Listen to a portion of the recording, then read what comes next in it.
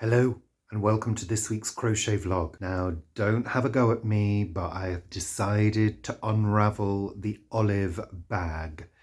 I just can't get past the messy joins. I really can't.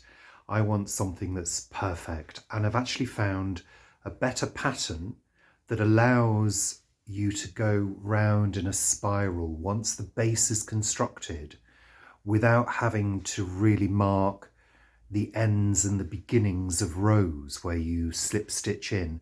There's no slip stitching until you get to the end. And also it incorporates a colour change. And I've got that lovely paler green. And I think the two together would really be nice in a sort of stripe.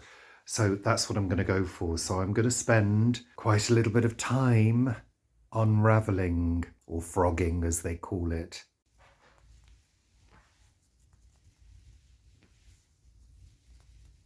And of course I'm rolling it back onto this as well, just to keep it all together.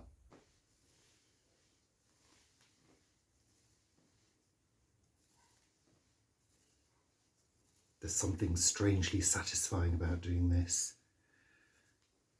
I don't even think about all the work I did.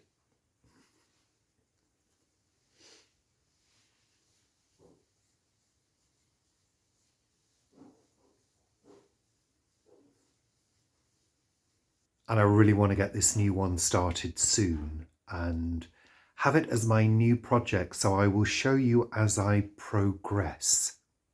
It is Monday afternoon and I've been hard at the crochet with the new version of the bag.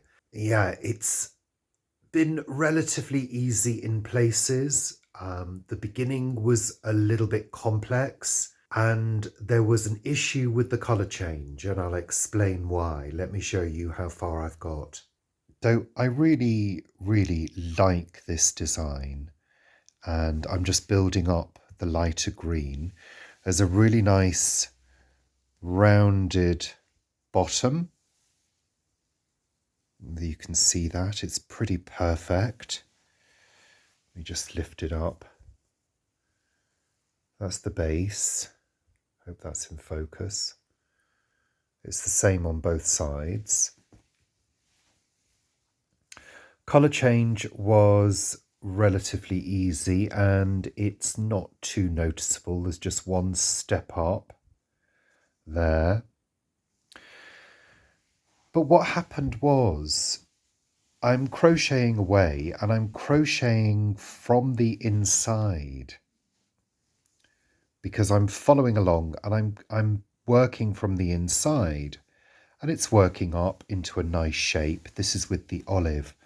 And when it came to do the colour change, I realised that the person making the video had swapped.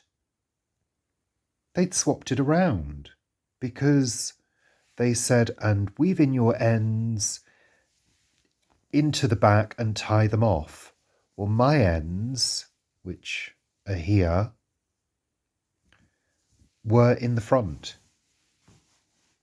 So I realised at some point the person doing the video must have turned the bag inside out to continue with the colour change, because without doing that, your tail ends would be on the outside. And at no point was this explained. I've watched the video several times and I was really annoyed.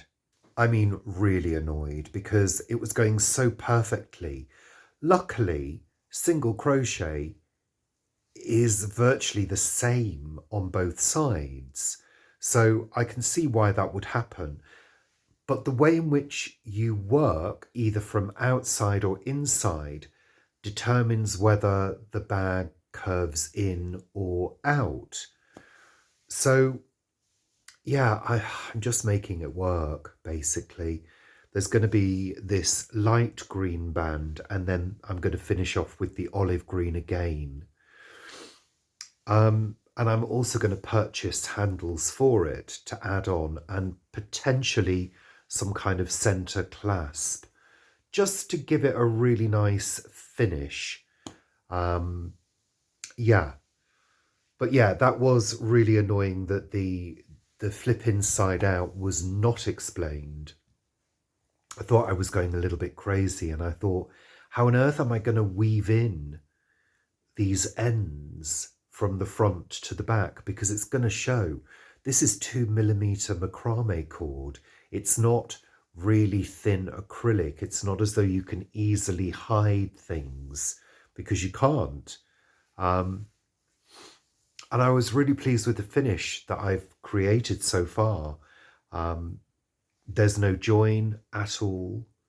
The only thing is that little step up from the colour change, which you can't really avoid. She shows a technique on how to finish off as well. So I'll be following that and hoping, fingers crossed, that it actually works. Because that's the thing. And I've said this all along with these tutorials. You'll be following them and then something won't be explained properly. And they'll continue as though nothing's happened, with no thought whatsoever for the beginner or for the person who doesn't have full confidence in how to do things, which is kind of me when trying different new things. I find it difficult. I have to play them a few times to really get it, you know? So, yeah, I'm not Brain of Britain, but I'm not Thicko of Britain either. Do you know what I mean? So my abilities now are a little better, granted, and I have a little bit more confidence, but I still like things to be explained in a proper manner, you know? That's why I really want to do tutorials at some point. Coming soon. That's all I can say. Because I just haven't had time to even think about doing tutorials. Anyhow, I'm waffling on. I'll see you later. I also wanted to show you a few things that I purchased in preparation for launching items in the shop. Of course, I've got no guarantee that anybody will actually buy anything, which is why I've just bought a few of these packaging envelopes. They're eco-friendly, recyclable. I bought a little pack of thank you stickers, some brown wrapping paper, because I love brown wrapping paper, again eco-friendly, and also some labels and string as well.